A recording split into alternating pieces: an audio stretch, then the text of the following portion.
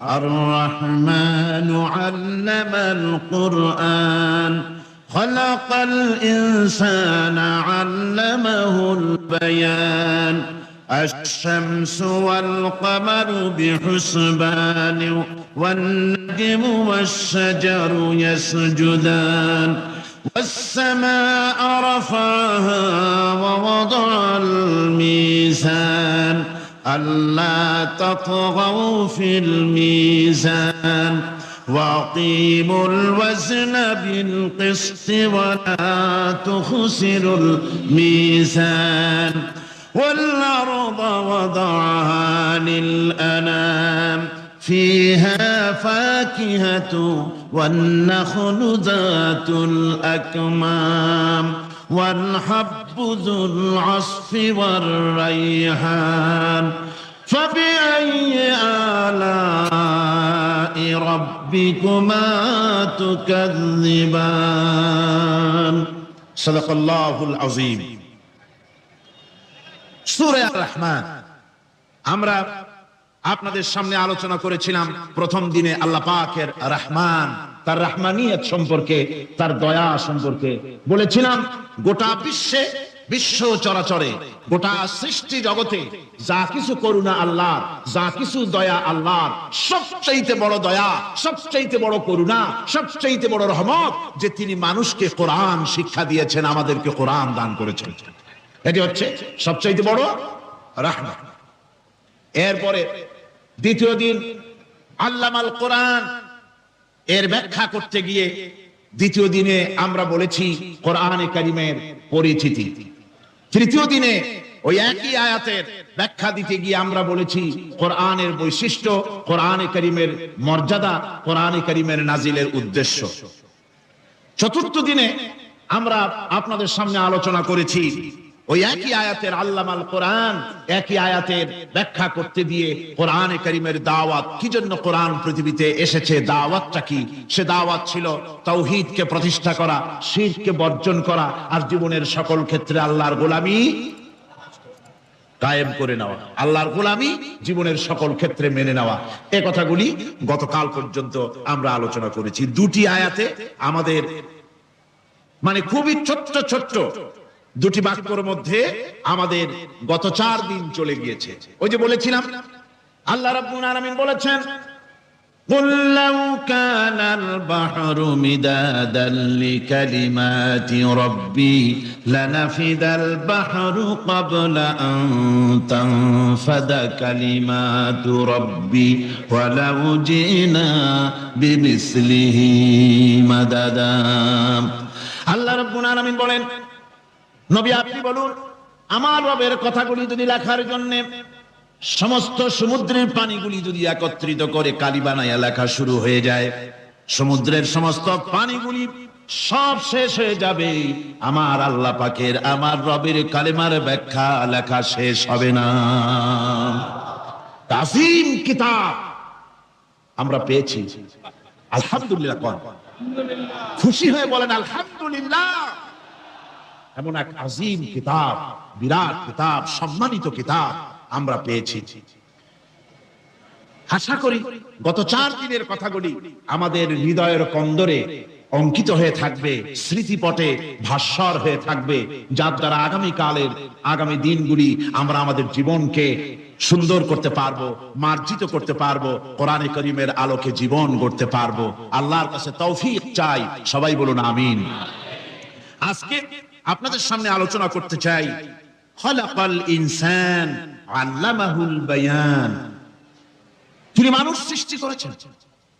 আজকে আপনাদের সামনে বলা হবে মানব সৃষ্টি রহস্য। আল্লাহ পাক যেহেতু সৃষ্টিকর্তা, তার তিনি সৃষ্টি করেছেন। আমাদেরকে কে সৃষ্টি করেছেন বলুন? সকলে বলুন, আমাদের স্রষ্টা কে? তিনি আমাদেরকে সৃষ্টি করেছেন। যেহেতু তিনি আমাদের সৃষ্টি করেছেন, সেহেতু আমাদের সঠিক রাস্তা, সঠিক পথ বলে দেওয়ার দায়িত্ব কার? সেই আল্লাহ পাকের। যেহেতু সৃষ্টি করেছেন তিনি, রাস্তা বলে দেওয়ার দায়িত্ব সেই আল্লাহ পাকের। কোরআন মাজিদে এই কথাটি অনেক জায়গায় আল্লাহ পাক বলেছেন।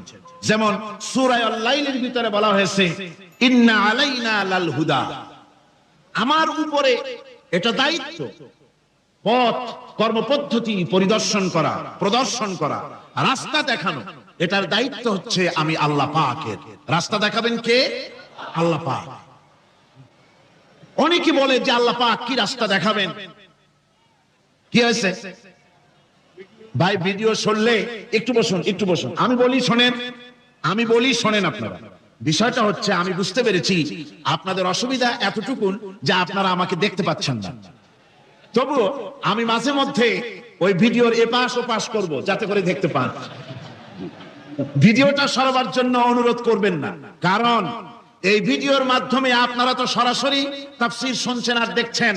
এই ভিডিওর মাধ্যমে গোটা পৃথিবীতে বাংলাদেশি মুসলমান দুনিয়ায় যত জায়গায় আছে এই ভিডিও চলে যাচ্ছে, ইউরোপে, আমেরিকায়, মধ্যপ্রাচ্যে। আর এর দ্বারা অনেক ইহুদি, অনেক খ্রিস্টান, অনেক বৌদ্ধ, অনেক হিন্দু, অনেক মজুসি ইসলাম কবুল করার সুযোগ পাচ্ছে। বলেন রব্বানা লাকাল হামদ। একটুখানি আমাকে না দেখার এই কষ্টটুকুন বরদাস্ত করুন, একটু ধৈর্য ধরুন। তবু আমি আপনাদেরকে উকি ঝুঁকি মারবো যেন দেখতে পান। আপনাদের এই ধৈর্যের কারণে আল্লাহ সুবহানাহু ওয়া তাআলা আপনাদেরকে মেহেরবানি করবেন, আপনাদেরকে রহমত করবেন। আমরা সবাই বলি আমিন। ভাইরা আমার, আল্লাহ পাক পথ দেখিয়েছেন, আল্লাহ পাক রাস্তা দিয়েছেন। মরুভূমির ভিতরে যে রব্বুল আলামিন পথের নিশানা তৈরি করে দিলেন, যেখানে গভর্নমেন্ট রাস্তা বানাতে পারে না, মরুভূমির ভিতরে যিনি পথের নিশানা বানালেন মানুষ যেন না হারায়, যে আল্লাহ রাব্বুল আলামিন দুর্গম পাহাড়ের ভিতরে গিরিপথ তৈরি করে দিলেন মানুষ যেন হারায় না যায়। সমুদ্রের ভেতরে নাবিকরা দিনের বেলায় সূর্যের আলো দেখে পথ চলে, রাতের আধারে সে যেন গভীর সমুদ্রের ভিতরে হারায় না যায়। আল্লাহ তাই আকাশের ভিতরে তারকা মণ্ডলী খচিত করে রেখেছেন। সমুদ্রের নাবিকেরা, জাহাজের নাবিকেরা তারকা দেখে দেখে পথ নির্ণয় করে নেন।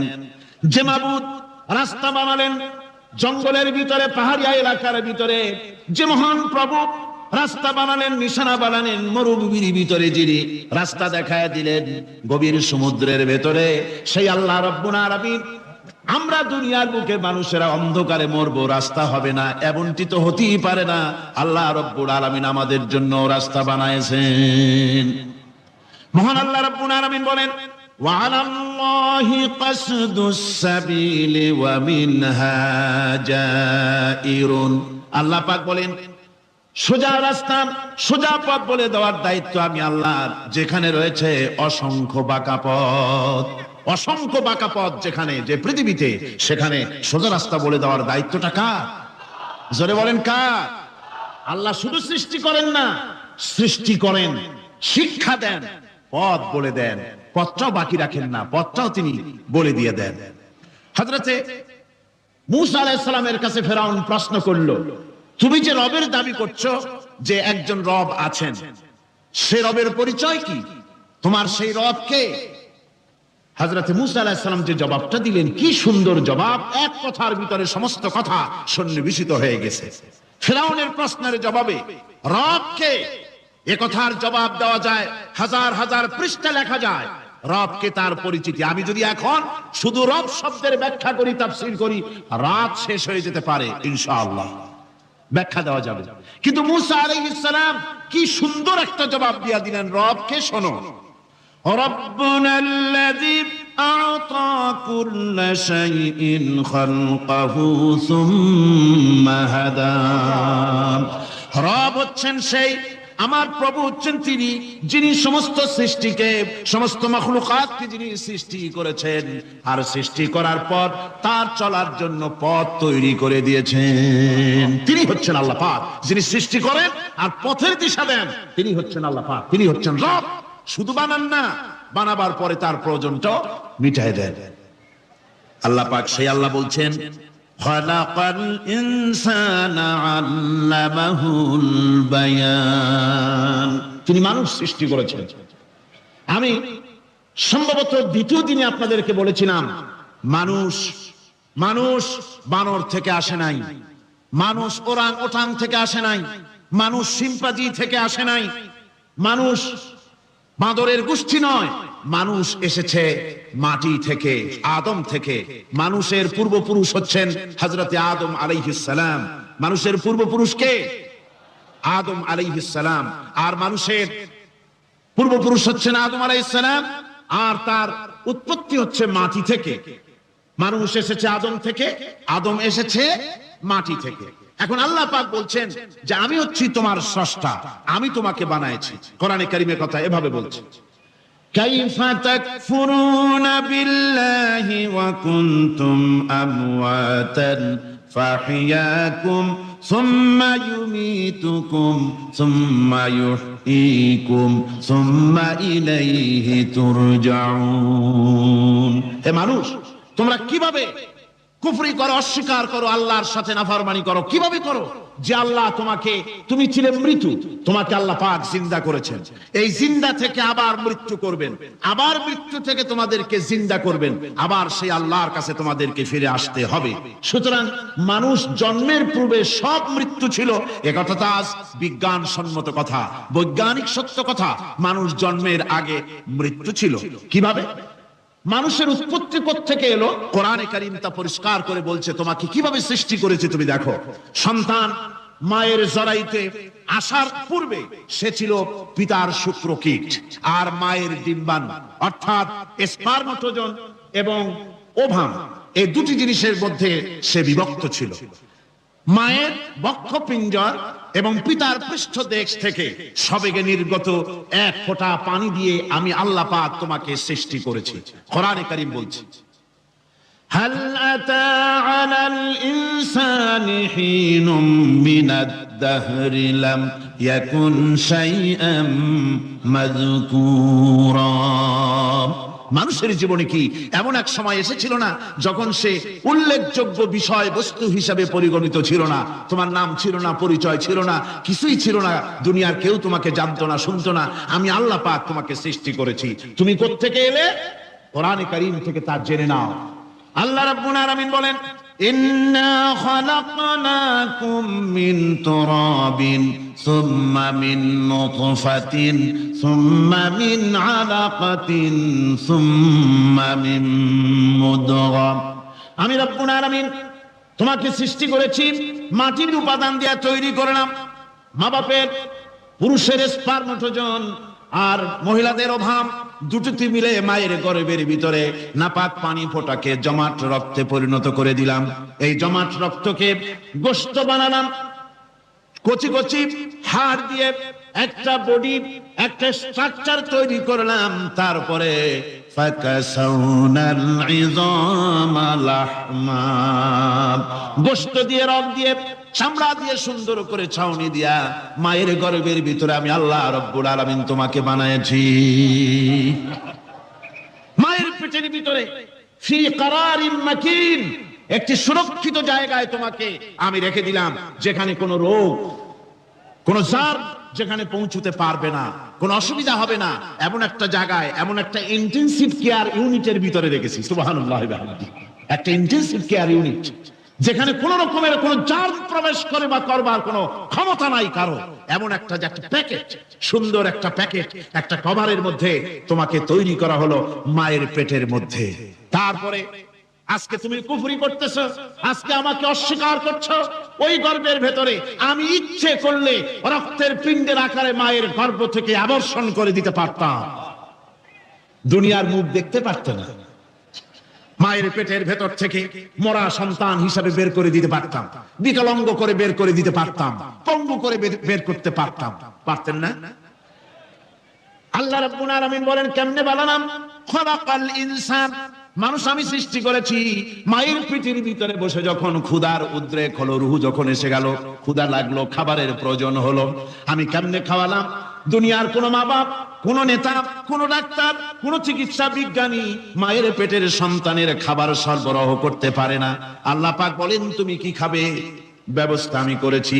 মায়ের মাসিক অসুখকে বন্ধ করে দিয়ে মায়ের নাভির সঙ্গে তোমার নাভির সাথে তার লাগাইয়া দিয়েছি, আর ওই তারের মাধ্যমে রক্ত বের করে দিয়া মায়ের রক্ত দিয়ে তিল তিল করে তোমারে বড় করেছি।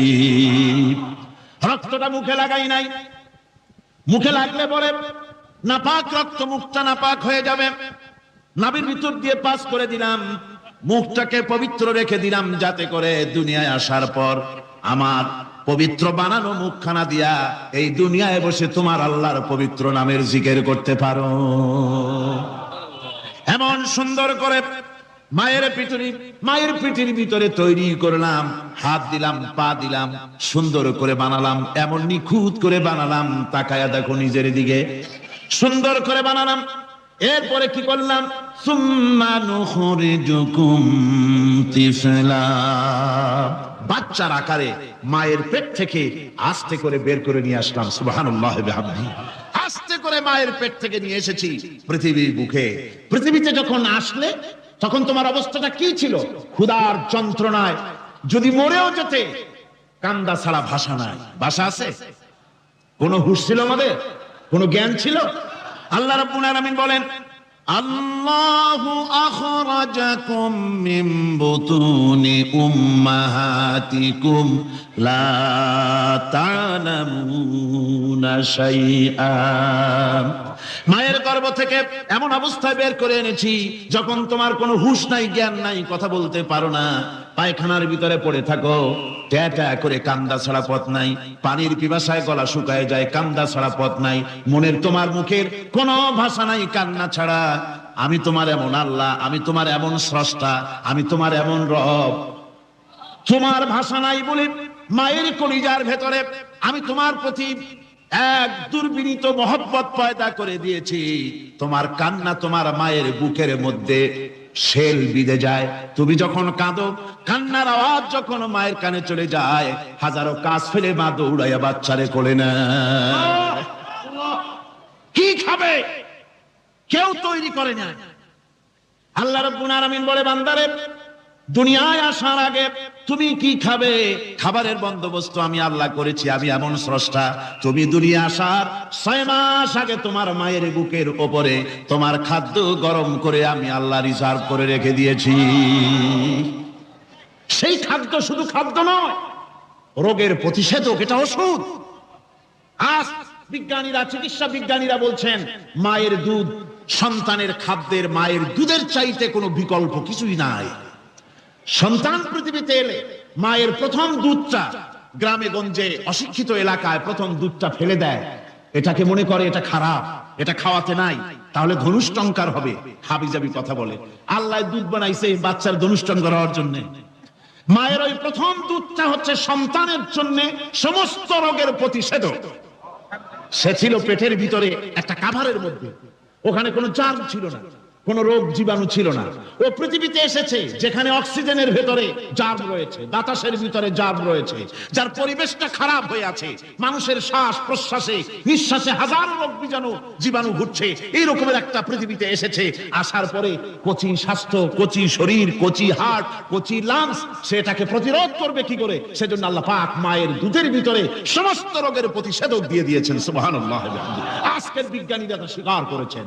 অনেক মা তার সন্তানকে দুধ দেন না, নিজের শরীর স্বাস্থ্য ভালো রাখার চিন্তা করে বাচ্চাকে দুধ খাওয়ান না। এটা অত্যন্ত নির্মম কাজ। বাচ্চাকে দুধ খাওয়ালে বাচ্চার সাথে মায়ের মহব্বত বাড়ে। ইউরোপে, আমেরিকায় মাকে মা বলে ডাকে না, বাপকে শ্রদ্ধা করে না, সম্মান করে না। তার কারণ সেখানে মায়েরা তার সন্তানদেরকে কোলে নেয় না, সন্তানদেরকে ফিডার খাওয়ায়। আর আমি নিজের চোখে দেখেছি, মায়েরা ইউরোপে, আমেরিকায় যখন শপিং এ আসে, তখন রাস্তায় যখন আসে, তখন ওই পুশ চেয়ার গুলিতে বাচ্চাকে শোয়াইয়া বাচ্চা এভাবে পুশ চেয়ারে করে ঠেলে নিয়ে যায়, আর কুত্তার বাচ্চাগুলি কোলে করে ঘুরে বেড়ায়। কুত্তার বাচ্চা কোলে নেয়, নিজের বাচ্চা পুশ চেয়ারে করে ঠেলে। সেই জন্য মায়ের প্রতি সন্তানের মহব্বত হয় না, সন্তানেরও মায়ের প্রতি কোনো শ্রদ্ধা জাগে না। আল্লাহ কি ব্যবস্থা মায়ের কলিজার মধ্যে মহব্বত পয়দা করে দিয়েছেন আল্লাহ পাক। মায়ের বুকের দুধের ভিতরে আল্লাহ রাব্বুল আলামিন, আল্লাহ পাক বলছেন, আমি মানুষ সৃষ্টি করেছি আর তার সমস্ত প্রয়োজন মিটিয়েছি, তার খাবারের সব প্রয়োজন মিটিয়ে দিয়েছি। দুধটাকে ঘন করি নাই, হজম করতে পারবে না বলে ওই দুধটা সামান্য পাতলা করে দিয়েছি, ওর ভিতরে সামান্য মিষ্টি দিয়েছি। দুধের বোটার ভিতরে একটা ছিদ্র দিলে চোষা মারলে পরে অনেকগুলি দুধ বেরিয়ে এসে গলাটা আটকে যেত, তোমার কচি কণ্ঠ গলা আটকে যেত, শ্বাস করতে পারতে না। এজন্য মায়ের স্তনের বোটার ভিতরে সূক্ষ্ম সূক্ষ্ম 32টা ছিদ্র করে আস্তে করে দুধ বার করে তোমার জীবন আমি বাঁচাইছি। খলাকাল ইনসান, মানুষ সৃষ্টি করেছি আমি আল্লাহ পাক। সুতরাং যে আল্লাহ পাক এ মানুষ সৃষ্টি করলেন আর মায়ের কলিজার ভিতরে মোহাব্বত পয়দা করে দিলেন, সে আল্লাহ পাক বলছেন খবরদার ওই মাকেও যেন আবার ভুলে যেও না। মাকে সম্মান করে করো, মা বাপকে মোহাব্বত করো, তাদেরকে শ্রদ্ধা করো। বউ পাইয়া সুন্দর স্ত্রী পেয়ে মায়ের কথা ভুলে যেও না। অনেক সাহেব আছে মায়ের কথা ভুলে যায়, স্ত্রীর কথা অনুযায়ী মায়ের উপর অত্যাচার করে, এরকমও বহুত আছে। আল্লাহ পাক বলছেন শোনো, وَقَضَى رَبُّكَ أَلَّا تَعْبُدُوا إِلَّا إِيَّاهُ وَبِالْوَالِدَيْنِ إِحْسَانًا। তোমার প্রভুর পক্ষ থেকে ফয়সালা হয়েছে, চূড়ান্ত সিদ্ধান্ত হয়ে গিয়েছে, আমি আল্লাহর ইবাদতের পর তোমার মা বাপের ইহসান করবে, খেদমত করবে, তাদের জন্য উপকার করবে, তাদেরকে ভালোবাসবে। আল্লাহ রাব্বুল আলামিন বলেন মা বাবার সঙ্গে কেমনে কথা বলবে, তাদের সাথে কিভাবে আচরণ করবে, আল্লাহ তাও শিখিয়ে দিয়েছেন। আল্লাহ পাক বলেন ওয়ালা তাকুল লাহুমা ওয়া কুল লাহুমা কাওলান কারীমা। মা বাবার সাথে সম্মানজনক কথা বলো। ওয়া কুল লাহুমা কাওলান কারীমা, সম্মানজনক কথা বলো। মাথায় ঝাঁকি দিয়ে রাগ করে চোখ মোটা করে কথা বলো না। তুমি সন্তান, তোমার জন্য সবচাইতে বড় পীর তোমার আব্বা তোমার আম্মা, ঠিক কিনা কর? ছেলের জন্য, মেয়ের জন্য, সন্তানের জন্য সবচাইতে বড় পীর কে? বাপ মা। এটা ভালো করে মনে রাখতে হবে। আপনার মাওলানা সাহেবদের দোয়া, পীর সাহেবদের দোয়া কবুল হতেও পারে, নাও হতে পারে, 50-50 সম্ভাবনাও আছে, আবার সম্ভাবনা নাই। কিন্তু মা বাবার দোয়া কবুল হবে 100% সিউরিটি রয়েছে। রাসূলুল্লাহ বলেছেন 3 জনের দোয়া কবুল হবে, মুস্তাজাবুদ দাওয়া। কয়জনের দোয়া কবুল হবে? আল্লাহ রাব্বুল আলামিনের হাবিব বলেন 3 জনের দোয়া কবুল হবে আল্লাহর দরবারে। তার মধ্যে একজন হলেন মাজলুম ব্যক্তি, যে ব্যক্তি অত্যাচারিত, যে ব্যক্তি মুসাফির, প্রবাসী, তার দোয়া কবুল হবে। আর মা বাপ যদি সন্তানের জন্য দোয়া করে, ওই দোয়া আল্লাহ রাব্বুল আলামিনের দরবারে মঞ্জুর হয়ে যায়। আল্লাহ রাব্বুল আলামিন মা বাপ সম্পর্কে বলেন মা বাবের জন্য আমার কাছে দোয়া করবি বান্দারা, আমার কাছে দোয়া করবি। দোয়াটা আল্লাহ পাক শিখাচ্ছেন, রব্বিরহামহুমা কামা রব্বায়ানি সাগীরা। পড়েন সবাই, রব্বিরহামহুমা কামা রব্বায়ানি সাগীরা। একটু জিকির করেন লা ইলাহা। একটা ফ্যান আনতে হবে মাস।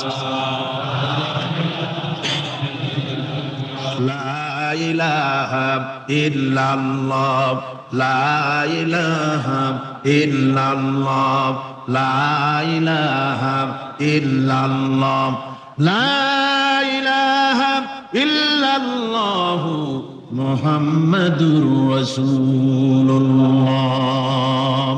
আমার ভাইরা, আল্লাহ পাক শিখাচ্ছেন বান্দা তোর মা বাবার জন্য আমার কাছে দোয়া কর। আল্লাহ রব, আয় আমার প্রভু, আমার মা বাপ যেমন ছোটবেলায় আমাকে স্নেহের কোলে লালন পালন করেছে, আয় আমার আল্লাহ তুমি আমার মা বাপকে তোমার রহমতের কোলে লালন পালন করো। আল্লাহ শিখাই দিয়েছেন। আমার ভাইরা, প্রত্যেক নামাজের পরে এই দোয়াটা ভুলে যাবেন না। ভুলে যাবেন? ভুলে যাবেন? আমার ভাইরা, আমার বোনেরা, সবাই প্রত্যেক নামাজের পরে পড়বেন রব্বিরহামহুমা কামা রব্বায়ানি সাগীরা। এই দোয়া করতে কেউ ভুলে যাবেন না। আল্লাহ রাব্বুল আলামিন বলে বান্দারে وَوَصَّيْنَا الْإِنسَانَ بِوَالِدَيْهِ إِحْسَانًا حَمَلَتْهُ أُمُّهُ كُرْهًا وَوَضَعَتْهُ كُرْهًا। আল্লাহ পাক বলেন আমি পৃথিবীর সমস্ত মানব মণ্ডলীকে উপদেশ দিয়েছি মা বাপকে সম্মান করো, শ্রদ্ধা করো, তাদের উপকার করো। তার কারণ হলো তোমার মা তোমাকে গর্ভে ধারণ করেছে অত্যন্ত কষ্টের সাথে। আল্লাহ বলতেছেন মা তোমাকে গর্ভধারণ করেছে অত্যন্ত কষ্টের সাথে, এরপরে তোমাকে ডেলিভারি করেছেন অত্যন্ত কষ্টের সাথে, তোমাকে ডেলিভারি করেছেন। আমার ভাইয়েরা, জনাব অধ্যাপক মফিজুর রহমান সাহেব আমাকে বলছেন যে মাহফিলের চতুর্দিকে ওনাদের কাছে রিপোর্ট এসেছে এক শ্বাসরুদ্ধকর পরিবেশ সৃষ্টি হয়ে গিয়েছে। মহিলাদের ভেতরে 3 জন নাকি সেন্সলেস হয়ে পড়েছেন, এত প্রচন্ড ভিড় হয়েছে সেখানে। আপনারা দোয়া করুন আল্লাহ যেন এই মাহফিলকে সুন্দর রূপে পরিচালিত করে দেন, রহমতের হাওয়া যেন বহায় দেন। জোরে কোন আমিন, আরো জোরে কোন আমিন। আমি দেখতে পাচ্ছি আপনারা ঠাসাঠাসি করে বসেছেন, তারপরেও আল্লাহ পাক কোরআন শরীফে বলেছেন তোমরা যদি অপর ভাইকে একটু জায়গা করে দাও, নিজের জায়গা কম করে, আল্লাহ বেহেশতের মধ্যে তোমার জায়গা বাড়াই দিবেন। আল্লাহ পাক কোরআন শরীফে বলেছেন। আমি সমস্ত মুসলমান একজনও দাঁড়াবেন না, এক বান্দাও দাঁড়াবেন না। বসা অবস্থায় আপনারা সামনের দিকে চেপে আসেন, এই মঞ্চের দিকে বসা অবস্থায় সমস্ত মানুষ নড়ে চড়ে বসেন, হরকতে বরকত হবে, নড়ে চড়ে বসেন। আর এই ফাঁকে দাঁড়াবেন না, খবরদার। বসা অবস্থায় মঞ্চের দিকে চেপে আসেন আর জোরে সোরে মহব্বতের সাথে জিকির করেন লা ইলাহা ইল্লাল্লাহ। গভীর রাত্রে মানুষ সব ঘুমিয়ে যায়, গর্ভবতী মা ঘুমাতে পারে না, সন্তান পেটের ভিতরে, হাঁটু দিয়া গুতা মেরেছে, পা দিয়া লাথি মেরেছে। মা চরম শীতের রাত্রে, প্রচন্ড শীতের রাতে গায়ের লেপটা সরায় দিয়া মা একবার দাঁড়ায় আর একবার বসে, একবার দেওয়ালের সাথে হেলান দিয়া দাঁড়ায়, কষ্ট করে রাতটারে কাটায় দেয়। আবার সারাদিন সংসারের জন্য কাজ করেছেন, রান্না বান্না করেছেন, মা সকলকে খাওয়াইয়া মা শেষের দিকে খেতে গেছেন। যখন নিজে খেতে গেলেন, খাবারের পেট ক্ষুধা নিয়ে খেতে বসেছেন, পেটের ভিতরে সন্তান লাথি মেরেছে, পেটের মধ্যে ঘুষা মেরেছে, হাঁটু দিয়া গুতা মেরেছে, ভরা পেটে, পেটের ভিতরে সন্তান গুতা মারলো হাঁটু দিয়া, মাথা দিয়া। মা ক্ষুধা রয়েছে, পেটে খেতে পারলেন না, বেদনা শুরু হয়েছে। খাবারের থালাটা ঠেলে দিয়ে মা দাঁড়ালেন, বসলেন, চোখের পানি ফেললেন। এভাবে করে মা একটা দুইটা দিন নয়, 10টি মাস পর্যন্ত সন্তানটাকে পেটের মধ্যে নিয়ে, একটা জীবিত মানুষ আর একটা জীবিত সন্তান পেটের মধ্যে নিয়ে নড়াচড়া করছেন, চলাফেরা করছেন। কিতাবের মধ্যে এসেছে রাতের বেলায় মা যে ঘুমাতে পারেন না, সন্তানের নড়াচড়ার কারণে রাতভর ইবাদত করলে যত সওয়াব পাওয়া যেত, আল্লাহ ওই সওয়াব মায়ের আমলনামায় লিখে দেন। সন্তান পেটে থাকার কারণে খেতে পারে না, পেট ভরে ক্ষুধায় কষ্ট পায় মা, এই জন্যে 10 মাস ধরে রোজা রাখলে যে সওয়াব হতো, আল্লাহ রাব্বুল আলামিন মায়ের আমলনামায় রোজার সওয়াব লিখে দেন। 10 মাস পুরে গেল, সন্তান ডেলিভারির সময় চলে এলো, মায়ের মন বিমর্ষ। সন্তান ডেলিভারি হবে, না জানি মরে যায় নাকি, না জানি অপারেশন লাগে নাকি, কি অবস্থা হবে। মা খেতে পারে না, মুখটা শুকায়া যায়। ডেলিভারির সময় যখন আসে, মা বাবার কাছ থেকে বিদায় নিয়ে যায়, স্বামীকে একান্তে গোপনে ডেকে নিয়ে বলে, প্রাণের স্বামী, দীর্ঘদিন একসঙ্গে ঘর কন্যা করেছি, অপরাধ হয়ে যেতে পারে, আমারে মাফ করে দিও। আমার মনে হয় এবার আমি আর বাঁচবো না, সংসার থাকলো, চাবি থাকলো, সব বুঝে নাও, আমারে মাফ করে দিও। মা চলে গেল সতিকা গৃহে, ক্লিনিকে চলে গেল, অপারেশন থিয়েটারে চলে গেল, অথবা ডেলিভারির জায়গায় চলে গেল। ডেলিভারি পেইন শুরু হয়ে গেল, বেদনা শুরু হয়ে গেল। এক একটা বেদনা যেন মায়ের এক একটা মৃত্যু যন্ত্রণা শুরু হয়ে যায়। এমন যন্ত্রণা, প্রসব বেদনা দুনিয়ার ভুক্তভোগী মা ছাড়া আর কেউ জানে না। এই চরম বেদনার ভেতর দিয়ে, চরম কষ্টের ভিতরে মা যখন একটা বাচ্চা প্রসব করলো, জিহাদের ময়দানের মতো মা রক্তাক্ত হয়ে গেলেন, সন্তান দুনিয়া এলো। মা তখন অস্থির থাকেন, এত বড় বিরাট কষ্টের ভিতরে। আল্লাহ রাব্বুল আলামিন বলেন, সন্তান যখন ডেলিভারি হয়ে গেল, মায়ের মনের ভিতরে আমি তখন এই ফিলিংস, এই টেন্ডেন্সি জাগ্রত করে দিই, দেখ কি হয়েছে। মা তখন দেখতে চায় কি হয়েছে। মায়ের সামনে যখন এত কষ্টের, হৃদয় রিংড়ানো, কলিজার 32টি নাড়ি ছেঁড়া যন্ত্রণার সন্তান যখন মায়ের চোখের সামনে আসে, আল্লাহ পাক বলেন, মা যখন তার ছেলের মুখের দিকে তাকায়, মেয়ের মুখের দিকে তাকায়, আল্লাহ বলেন 10 মাসের পেটে ধরা কষ্ট আর ডেলিভারির সব কষ্ট মায়ের মন থেকে মুছে ফেলে দেই। আল্লাহ রাব্বুল আলামিন বলেন, খবরদার দুনিয়ার মানুষ, এমন মায়ের সাথে নাফরমানি করবি না, এ মায়ের সাথে নাফরমানি করবি না, মাকে সম্মান করবি, মার কাছে দোয়া চাবি।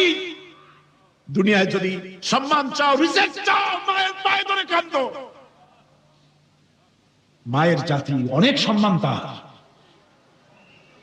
রাসূল করিম সাল্লাল্লাহু আলাইহি সাল্লামকে প্রশ্ন করা হয়েছে, হুজুর খেদমত করব কার? হুজুর কয় মায়ের। তারপরে কার? হুজুর কয় মায়ের। তারপরে কার? হুজুর বলেন মায়ের। তারপরে কার? তোমার পিতা। 3 গুণ। তোর মায়ের মর্যাদা 3 গুণ বেশি, তোর বাবার চাইতে মর্যাদা বেশি। সুবহানাল্লাহ পড়ে। আর আজকে ইসলামের শত্রুরা তারা বলে যে ইসলাম নারীর অধিকার আদায় করে না। নারীর অধিকার ইসলাম দেয় নাই তো কে দিয়েছে? আমার বন্ধুগণ, বিশ্বনবী জনাব মুহাম্মদ রাসূলুল্লাহ সাল্লাল্লাহু আলাইহি ওয়াসাল্লাম মসজিদে নববীর ভিতরে বসে আছেন। এক বৃদ্ধা মহিলা মসজিদের মধ্যে প্রবেশ করলেন। হুজুর বৃদ্ধাকে দেখে দাঁড়ায় গেলেন। বিশ্বনবী বুড়ি মেয়ে লোককে দেখে দাঁড়ায় গেলেন। আল্লাহর নবী বুড়িকে দেখে দাঁড়ালেন। বুড়ি যখন কাছে এলেন, আল্লাহর নবী নিজের গায়ের চাদর বুড়ির জন্য বিছায়া দিলেন। বুড়ি বসলেন। এরপরে কথাবার্তা সারার পর বুড়ি যখন বিদায় হবেন, হুজুর আবার দাঁড়ালেন। বুড়ি মহিলা চলে গেলেন। সাহাবায়ে কেরাম বলেন, ইয়া রাসূলুল্লাহ, কিছুই বুঝলাম না। একজন বৃদ্ধা মহিলার জন্য বিশ্বনবী দাঁড়ান আর গায়ের চাদর বিছান, আমরা বড় আশ্চর্য হয়ে গেলাম। নবীজি বলেন, ও আমার সাহাবীরা, তোমরা জানো না এই মহিলাকে চিনতে পারো নাই? আমি আমার মায়ের দুধ আমার জীবনে কিসমতে তেমন হয় নাই। আমি আমার মায়ের দুধ তেমন কিসমতে পাই নাই। যার বুকে দুধ খেয়ে, যার কোলে কাখে চড়ে আমি বড় হয়েছি, আমার সেই দুধ মা ইনি হযরতে হালিমাতুস সাদিয়া। আমার সেই দুধ মা। রাসূলুল্লাহ নিজে সম্মান দিয়েছেন মায়ের। খবরদার, মাকে অসম্মান করবেন না, মাকে সম্মান করবেন, মাকে শ্রদ্ধা করবেন। আমার বন্ধুগণ, আলেম ওলামা পীর বুজুর্গদের জন্য হাদিয়া তো দেন, আপনারা কোনো নিষেধ নাই, দেন। হাদিয়া দেওয়াও সুন্নত, নেওয়াও সুন্নত, দিবেন, আমি কোনো নিষেধ করি না। কিন্তু আমি বলতে চাই, পীর বুজুর্গদের কাছে, আলেম ওলামাদের কাছে হাদিয়া দিয়া আল্লাহরে যত না খুশি করতে পারবেন, এই ডালিম বেদানার মৌসুমে বেদানা একটা ভেঙে নিজ হাতে যদি মায়ের মুখে তুলে দেন, আল্লাহর আরশ খুশি হয়ে যাবে, আল্লাহর আরশ আজিম খুশি হয়ে যাবে, আল্লাহ পাক খুশি হয়ে যাবে। মায়ের খাওয়া, বাপকে খাওয়া তোমার সবচেয়ে বড় প্রীতি। সুবহানাল্লাহ, সুবহানাল্লাহ। মা বাপ যদি একটু দোয়া করে দেয়, তোমার জিন্দেগীর কাম শেষ। একটু বদদোয়া করলে জাহান্নামে যাবা। কোন পীর সাহেব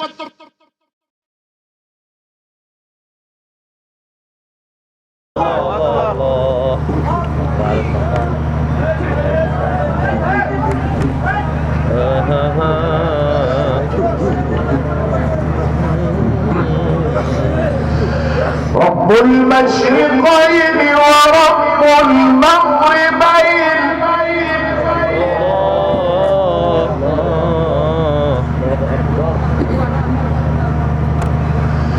فبأي آلاء ربكما تكذبان رب المشرقين ورب المغربين فبأي آلاء ربكما تكذبان مرج البحرين يلتقيان بينهما برزخ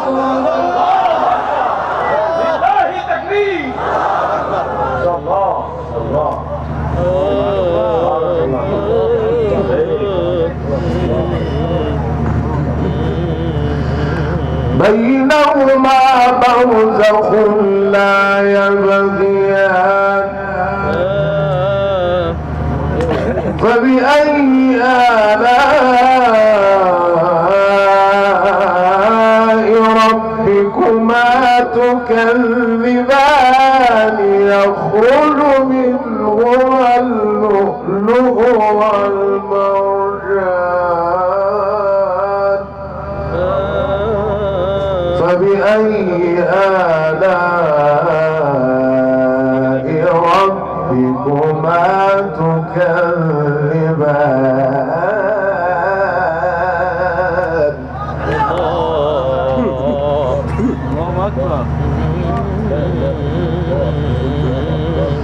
وله الجوار المنشآت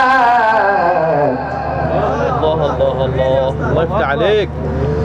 وله الجوار المنشآت في البحر كالأعلام فبأي آلاء ربكما تكذبان كل من عليها فان ويبقى وجه ربك ذو الجلال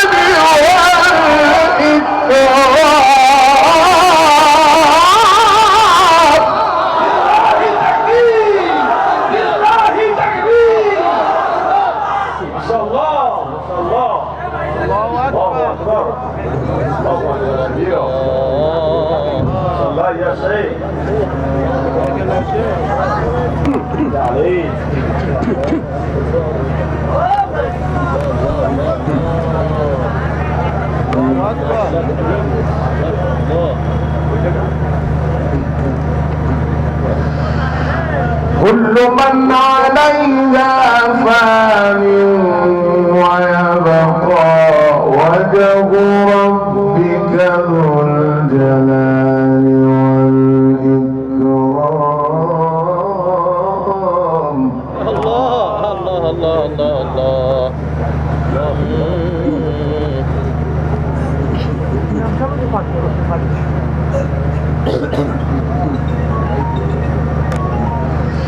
بسم الله الرحمن الرحيم والسماء والطارق وما أدراك ما الطارق النجم الثاقب إن كل نفس لما عليها حافظ. الله الله الله الله يكرمك.